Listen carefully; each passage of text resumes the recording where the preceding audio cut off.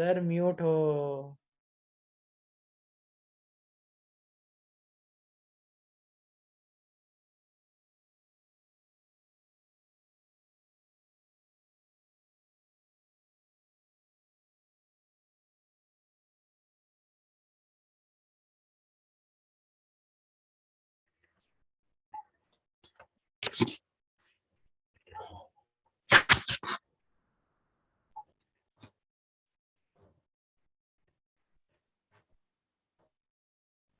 देखिए, the wall of the container should be good conductor of heat, है ना। Good conductor मतलब समझ गए, इसको डायथर्मिक भी बोलते हैं। डायथर्मिक वाल होनी चाहिए गुड कंडक्टर। छठा आपको प्रूव करवाया था मैंने कि जो आइसोथर्मल इलास्टिसिटी है,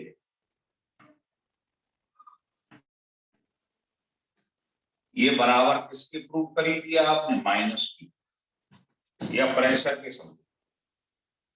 ध्यान है ना, मैंने बताया था बल्क मॉडुलस जो इलास्टिसिटी का पार्ट है वो किसके बराबर है? प्रेशर के। प्रूव करा था। सातवां, आइसोथर्मल वर्क डन।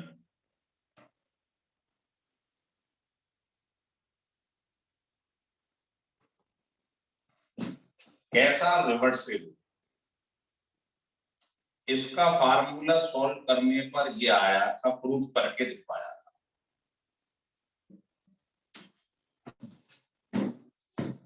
और चाहो तो यहां से मालूम पड़ रहा है कि P1 अपॉन P2 आ गया V2 अपॉन V1। तो क्या V2 अपॉन V1 की जगह P1 अपॉन P2 लिख सकते हैं?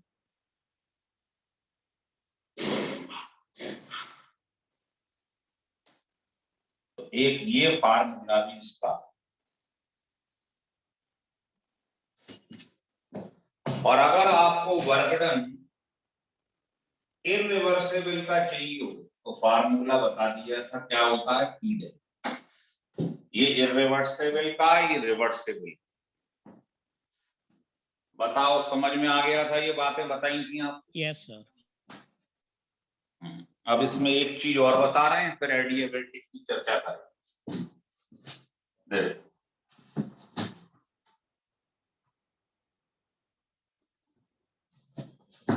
देखिए, ये आपने ग्राफ ड्रॉ करा है प्रेशर और वॉल्यूम के बीच। तो आपने को मालूम है, अभी बताया था प्रेशर वॉल्यूम के इनवर्स में। और जब भी चीज इनवर्स की होती है तो हाइपरबोला। हाँ, तो आपको ये बताना है कि किसी भी पॉइंट पे आपको अगर स्लोप निकालना हो तो कैसे निकालो। तो इधर आई, आपको ध्यान हो पीवी इक्वल टू कांस्टेंट, यही बॉयल्स लॉ है। इसका आप क्या करो? डिफरेंशियल कर दो। बताओ x इंटू वाई का डिफरेंशियल क्या होता? अगर मैथ हो तो पढ़ाओ। First function differential of second function plus second function differential of first. पढ़ाया? यस। और कांस्टेंट का क्या होता है? 0। अब आप क्या करो? इसको उठा के उधर ले जाओ। बताओ ये हो गया कि नहीं हो? अपने दिमाग में टारगेट रखो। ये बताओ स्लोप होता क्या है? मान लो इस पॉइंट पे स्लोप निकालना, एक लाइन खींची, बताई थी मैंने। और ये वाला एंगल जो होता है tan थीटा, इसको स्लोप बोलते हैं। और tan थीटा क्या होता है बताना जरा? Perpendicular upon base. तो परपेंडिकुलर कौन है? प्रेशर। और बेस कौन है? तो इसके नीचे ये क्या, इधर कौन चेंज हो रहा है? प्रेशर। डीपी का मतलब जो प्रेशर चेंज हो रहा है। और इधर क्या चेंज हो रहा है? Del we. इसके रेशो को बोलते हैं tan थीटा, जो किसके बराबर आ रहा है ये। तो आप कहोगे अगर प्रेशर वॉल्यूम आइसोथर्मल प्रोसेस में स्लोप निकालोगे तो उसका फार्मूला आज के बाद ये आ। तो यहां लिख लो स्लोप जो है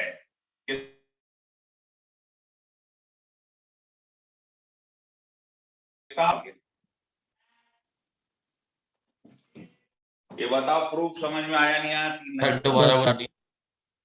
दोबारा ये बेटा ये क्या है, PV equal to K Boyle's law.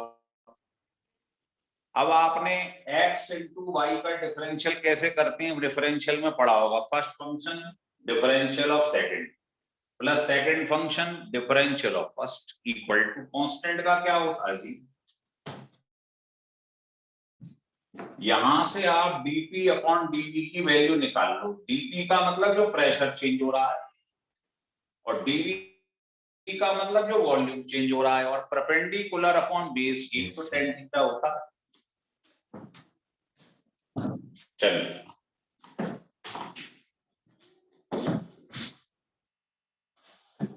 इसमें चिंता करने वाली बात नहीं है, अगर कम समझ में आए तो मार्केट में मेरी सीडीज मिल रही है, जाके ले लेना। किस नाम से?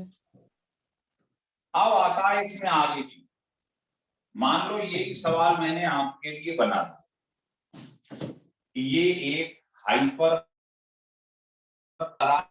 यहाँ वॉल्यूम बढ़ा है ना, यहाँ पर धीरे धीरे प्रेशर बढ़ रहा है, तो पहले पी नॉट था, तो यहाँ पर वॉल्यूम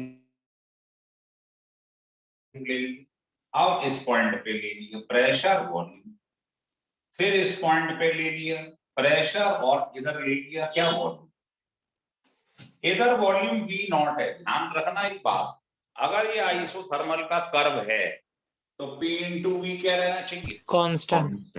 कांस्टेंट।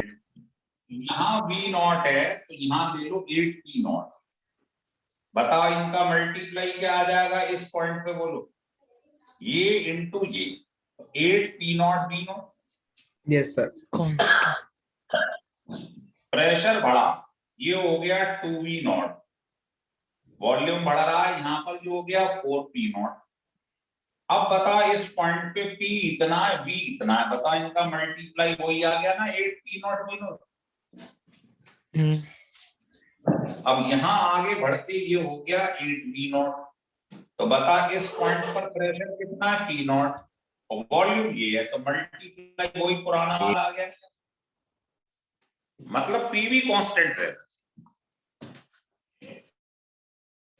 इसको मान लो x y z, तो अगर किसी बच्चे से कहोगे स्लोप निकाल के दिखा दे किस पॉइंट पर z पे, बताइए क्या होता है स्लोप, -P/V। तो z वाले पॉइंट पे प्रेशर कितना बोलो 8P नॉट और वॉल्यूम कितना है V नॉट। ये आ गया स्लोप इस पॉइंट।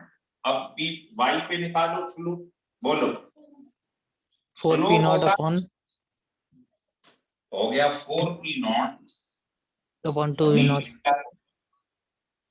तो आप किसी भी पॉइंट पे स्लोप निकाल सकते हो, अगर आपको मालूम है स्लोप का फार्मूला आइसोथर्मल के लिए ये होता है। क्लियर हो रहा है? ये 8 कैसे मान लिया है ये डाटा मैंने माने, और माने इस प्रकार से कि P इंटू वी कॉन्स्टेंट, ये देखो इस पॉइंट पर P इतना है और V इतना है, मल्टीप्लाई करो आ गया 8P not V not. Y point पे देखोगे तो ये प्रेशर है, ये वॉल्यूम है, मल्टीप्लाई करो वही आ गया ना 8P not V not. Yes sir. और स्लोप निकालना है किसी भी पॉइंट पे तो उस पर प्रेशर और वॉल्यूम दिया है, जैसे x पॉइंट पे बताइए स्लोप कितना होगा, तो P दिया है इतना और V दिया है इतना, यहाँ बस। तो ये x पॉइंट पर आ गया P कितना है P नॉट और V नॉट कितना है 8V नॉट। तो हर जगह का स्लोप अलग अलग निकल कर आएगा, लेकिन P इंटू V कॉन्स्टेंट है, ये जान आइसोथर्मल। आ रहा है? Yes, sir, अभी चलो कर लो। वैसे मैं आपको एक चीज बता दूं पहले। देखो बेटे, कोरोना के केस बढ़ रहे हैं बहुत। आज 1,40,000 से ऊपर है और बारिश का भी मौसम है, इसलिए आज और कल जो टेस्ट होना था उसे निरस्त कर दिया है। आप क्यों कर दिया है तो मैं बता दूंगा। पेपर तो मैं बना चुका था, आपको बता दूं, सब्जेक्टिव पेपर। लेकिन सब्जेक्टिव पेपर तो बेटा ऑफलाइन हो ही हो सकता है, वैसे ऑनलाइन तो हो नहीं तूफान हो पाएगा गया कि आपने व्हाट्सएप पे दे दिया और ऑब्जेक्टिव। Yes sir. क्या हो गया? सर बारिश वारिश आ गई ना, मौसम खराब हो गया। हाँ, सुन लो पहले। मैं इसीलिए बता रहा हूं कि टेस्ट अभी 2-4 दिन बाद ले लूंगा, लेकिन पढ़ाना जरूरी है। तो आज और कल के लिए क्लास ऑनलाइन कर दी है मैंने। ऑनलाइन का कल का टाइम लिख दिया है, शायद 4 से 5, यस सर। शायद। कल का कब का टाइम है? 8 से 5 ही सही है। हाँ, तो 4 से 5 क्लास मिस मत कर देना, क्योंकि कल का दिन बड़ा कीमती है। एंथैल्पी का टॉपिक चलेगा, बहुत कीमती। तो ये ध्यान रखें विशेष रूप से। आज और कल का ये केवल टाइम टेबल, परसों से तो वैसे ही होगा ऑफलाइन। बाकी हम चेक कर लेंगे, जैसी समाज की स्थिति होगी वैसे करेंगे। ये बातें आज और कल की हो रही हैं आपसे। हो रहा है क्लियर? Thank you sir. हाँ, तो आप इसको ढंग से देखते रहिए, वीडियो को पढ़ते रहिए, नेग्लिजेंसी मत दिखाइए और पेपर की तैयारी रखो। अगले 2-4-5 दिन में हो जाएगा पेपर।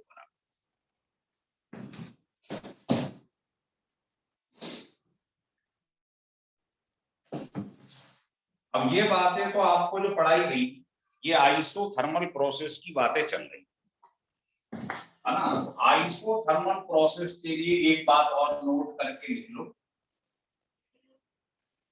आगे चल के पढ़ाऊंगा। डेल यू जो होता है ये 0 होता है। ये इंटरनल एनर्जी चेंज है, ये कल के टॉपिक में आएगा, आइसोथर्मल प्रोसेस। आप कहेंगे क्यों 0 है, तो ये कल आपको पढ़ाया जाएगा कि इसका फार्मूला ये होता है। और आइसोथर्मल में टेम्परेचर क्या रहता है?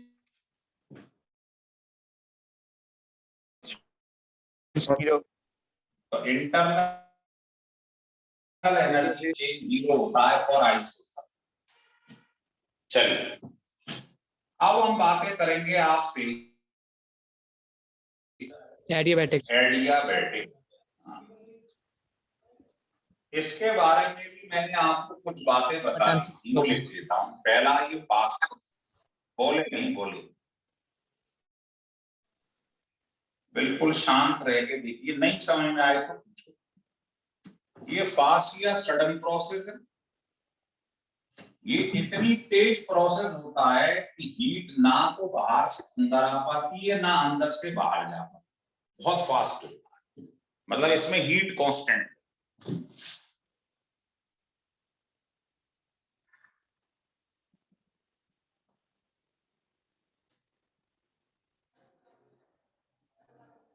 अब ये कांस्टेंट है, तो डेल क्यू क्या हो जाएगा? तीसरा ये बताया था कि इसमें हीट का ट्रांसफरेंस नहीं हो पाता, बहुत फास्ट।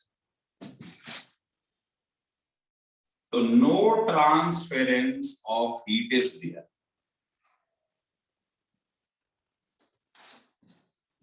कोई हीट का ट्रांसफरेंस नहीं हो पाता। इसका मतलब है जो दीवारें हैं वो इंसुलेटेड होनी चाहिए।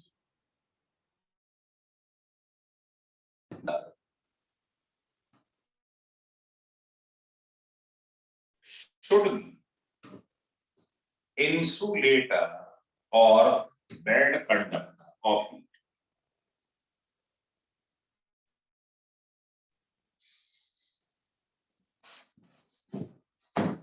पांच मिल जाए। इसमें पॉइजन्स लॉ लगता है।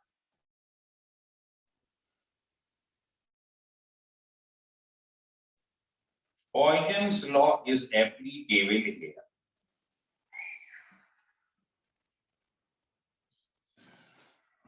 और वो सब जानते जो मैंने बता दिया है, पीवी गामा इक्वल यस ध्यान है? सर। चल, ये मैं बता चुका हूं, फिर भी एक बार क्विक रिवीजन दिखा दे रहा हूं आपको।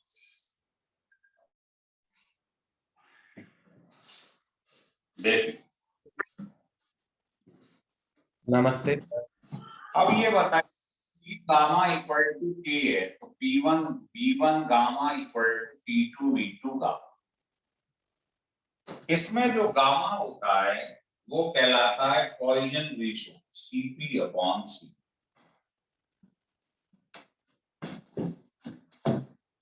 ये कहलाता है specific heat at constant pressure और ये है specific heat at constant volume. आप कहेंगे स्पेसिफिक हीट क्या है, वो मैं बताता हूं। देखो, गामा की वैल्यू अभी हम प्रूफ करेंगे 2 मिनट बाद। ये मैंने लिखवाई थी, ध्यान रखो। ये monoatomic, diatomic, polyatomic, ध्यान है? Yes sir. अच्छा, तो बेटे इसमें आ जाइए लौट। ये तो प्रेशर और वॉल्यूम में रिलेशन है। अगर टेम्परेचर वॉल्यूम में निकालना था, याद हो अगर, तो P को एलिमिनेट कर दो, PV इक्वल टू NR। ये रहा PV इक्वल टू NRT से P की वैल्यू पुट कर, NR को कांस्टेंट कट के ये आ जाता है, ध्यान होगा।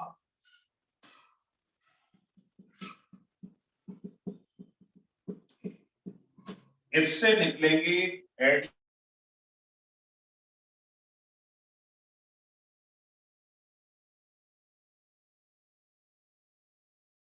एडियाबैटिक के न्यूमेरिकल टेम्परेचर और वॉल्यूम। बताओ, क्लियर हो रहा है बेटी? सर हाँ, सर आगरा में पिछले 24 घंटे में 271 नए मरीज। भैया पढ़ ले यार, मुझे सब मालूम है बेटे, तू परेशान क्यों होती है? इधर देख, इधर आ जाओ, इधर आ जाओ। PV गामा इक्वल टू, मैंने P और V में रिलेशन देख लिया, T और V में देख लिया। अब तो वहीं से इसकी वैल्यू उठा के PV इक्वल टू NRT से रख। नीचे P की पावर गामा है, ऊपर T की पावर गामा है, NR कांस्टेंट है, उधर ले जाओ, कांस्टेंट है। अब आप इधर 1 लिख दो, उधर 2 लिख दो, इससे निकलेंगे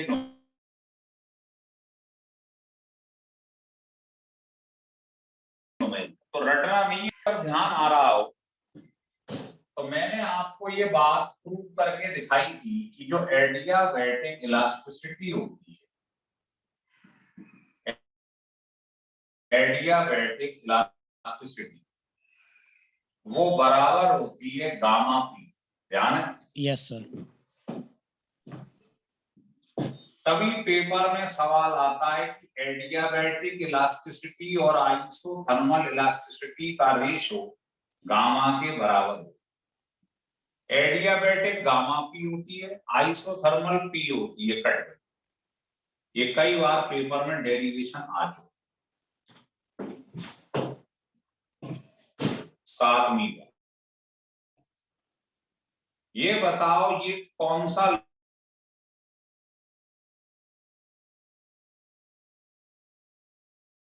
ये किसमें लग, तो आप ये इसको x मान लो, इसे y मान लो, जैसे अभी माना। बताइए इसका डिफरेंशियल क्या हो? First function differential of x n to the power minus और फिर d को प्लस। अब v की पावर गामा को एज इट इज लिख लो। बताओ p का डिफरेंशियल क्या हो और कांस्टेंट का क्या होता है?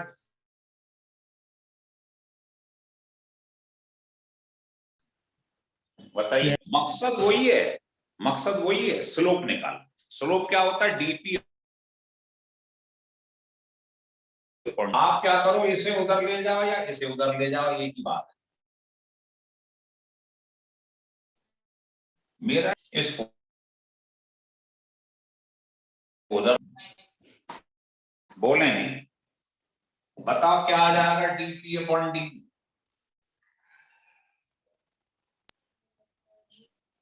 P gamma v to the power minus gamma minus 1 upon v gamma. Minus ये आ जाएगा, नहीं आ जाएगा? Yes sir. अब ये बताओ, ये v की पावर ये है, नीचे v की पावर गामा है, ऊपर ले जाऊं तो क्या होगा अगले स्टेप में? बताना सर गामा कट जाएगा। शाबाश, ये आ गया नहीं आ? Yes sir. बताओ।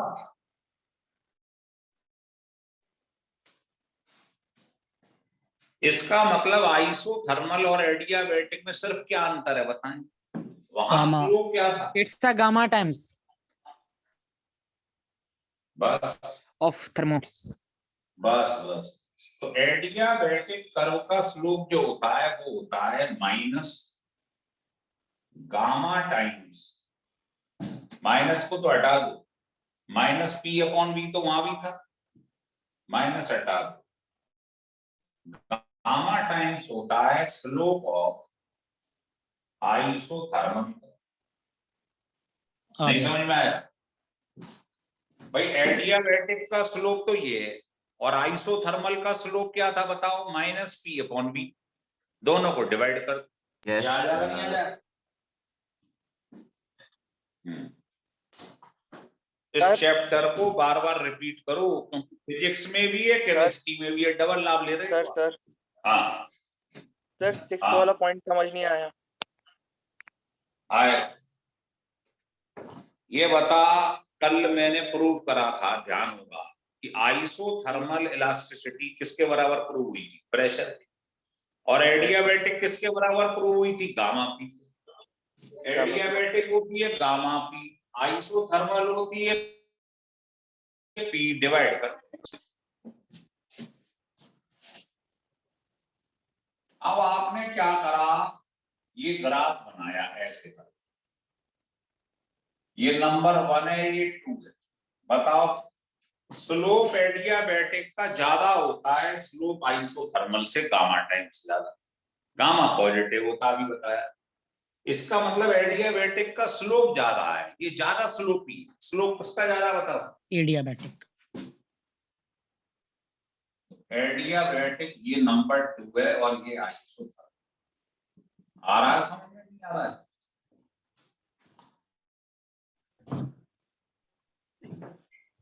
अच्छा, अब मैं मान लो और आपसे ये कह दिया कि ये बताओ, ये दो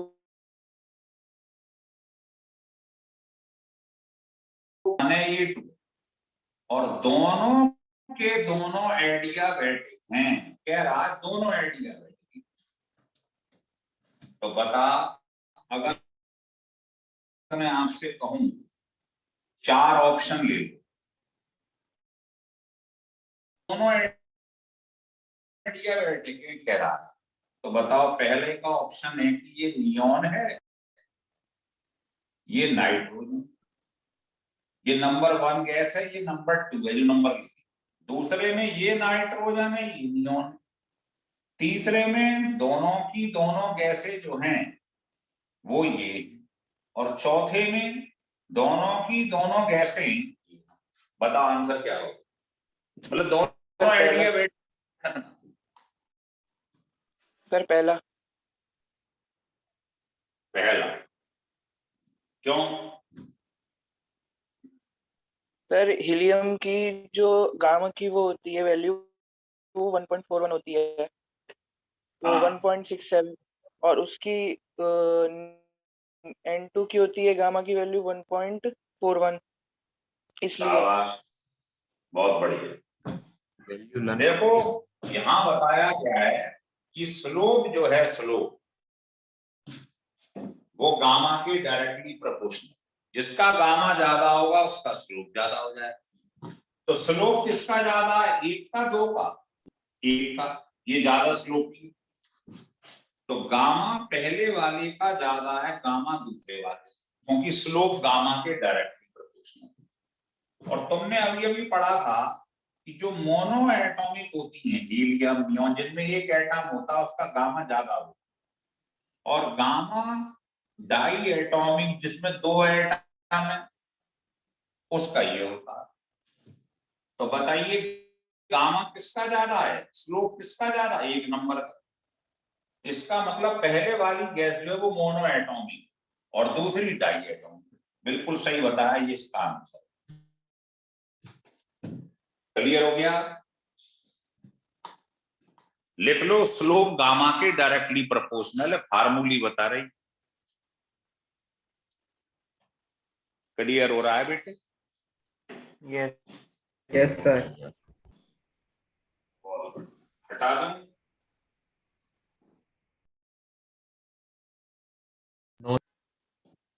बहुत सवाल बनते हैं, कल मैं सवाल भी करवाऊंगा इसके और नया टॉपिक भी पढ़ाऊंगा। अब मैं वीडियो को दोबारा से स्टार्ट कर रहा हूं क्योंकि लग रहा खत्म होने जा रही है। दोबारा से जुड़ जाओ।